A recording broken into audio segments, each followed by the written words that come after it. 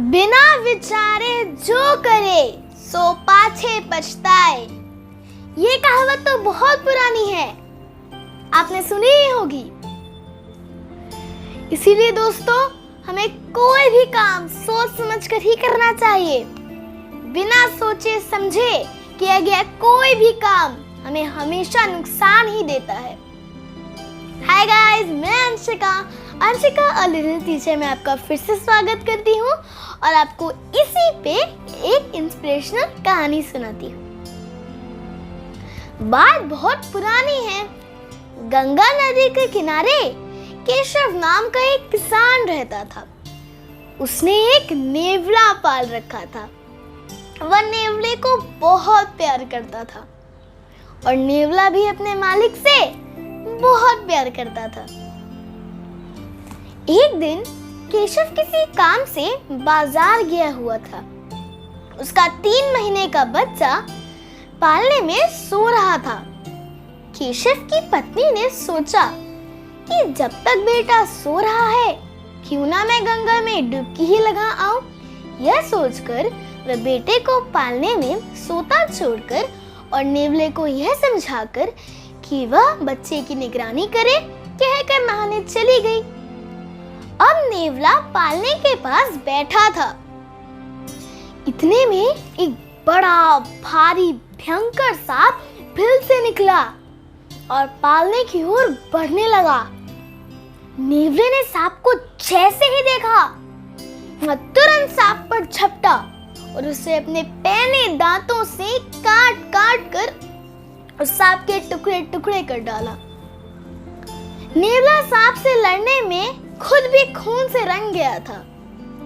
थोड़ी देर बाद केशव घर लौटा। दरवाजा खोलते ही नेवला हमेशा की तरह दौड़कर उसके पैरों में प्यार से लौटने लगा। केशव भी खुश हो गया, पर जैसे ही केशव ने नेवले के मुंह और बदन पर खून लगा देखा, उसने सोचा कि नेवले ने उसके बच्चे को मार डाला है। अब बस यह सोचकर वह गुस्से से लाल हो गया। अब केशव ने ना आव देखा ना ताव, अपने हाथ के डंडे से उस नेवले को ऐसा मारा कि वो वहीं मर गया। थोड़ी देर बाद आंगन में आकर केशव ने जो देखा, उसकी तो होश ही उड़ गए। उसने देखा कि उसका बच्चा तो पालने में आराम से सो रहा है और पास ही जमीन पर एक काला सांप कटा पिटा मरा पड़ा है। अब तुरंत ही उसकी समझ में सारी बात आ गई और अब वह जोर जोर से रोने लगा। अब वह पछताने लगा कि बिना सोचे समझे ही उसने अपने प्यारे नेवले को मारने में कितनी बड़ी भूल कर दी है। पर वो कहते हैं ना, अब पछताए होत क्या, जब चिड़िया चुग गई खेत। इसीलिए दोस्तों, हमें कभी भी क्रोध नहीं करना चाहिए, क्योंकि क्रोध में आकर हम अपने आपा खो देते हैं और ना जाने कितनी अनगिनत गलतियां कर बैठते हैं। किसी बेकसूर को सजा दे देते हैं तो किसी मासूम को कसूरवार ठहरा देते हैं, क्योंकि क्रोध इंसान की बुद्धि को नष्ट कर देता है, उसकी सोचने समझने की शक्ति को खत्म कर देता है।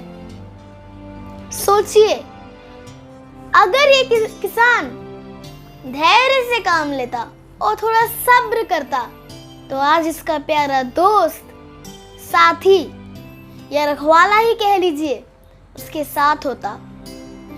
इसका पछतावा तो उसे मरते दम तक रहेगा कि क्यों उसने अपने क्रोध को अपने ऊपर हावी होने दिया। इसलिए दोस्तों, हमें इस कहानी से ये सीख लेनी चाहिए कि हमें किसी भी परिस्थिति में शांति से, धैर्य से काम लेना चाहिए। बिना विचारे किसी भी अंजाम तक नहीं पहुंचना चाहिए। क्या बीती होगी उस नेवले पर, जब उसके मालिक ने उसे इनाम देने के बजाय, उसे प्यार करने के बजाय, उसे जान से ही मार दिया।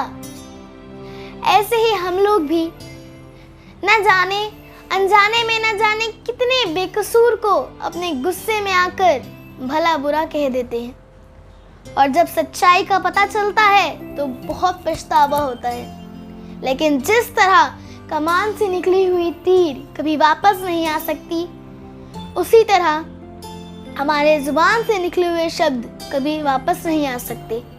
अर्थात हमें अपने शब्दों को बिना विचारे प्रस्तुत नहीं करना चाहिए। इसीलिए तो अंशिका कहती है कि खुद को बनाए ऐसा कि सब बनना चाहें आपके जैसा। उम्मीद है आपको मेरी ये कहानी अच्छी लगी होगी। ऐसे ही और भी मोटिवेशनल कहानी के लिए मेरे चैनल को लाइक, शेयर और सब्सक्राइब करना ना भूलें। And don't forget to hit the bell button, और बेल बटन दबाना ना भूलें। Bye bye, love you.